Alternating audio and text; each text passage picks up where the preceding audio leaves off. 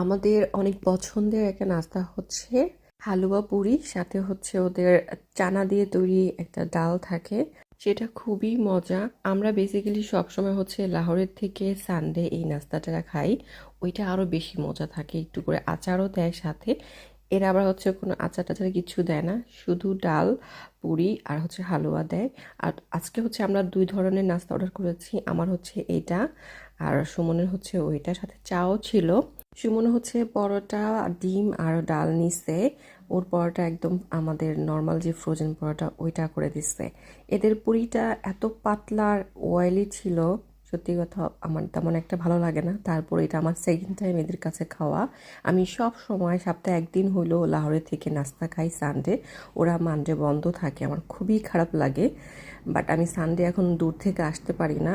আগে তো বাসায় নিয়ে যেতাম এভরি সানডে, ওই নাস্তা না হলে আমার ভালোই লাগতো না।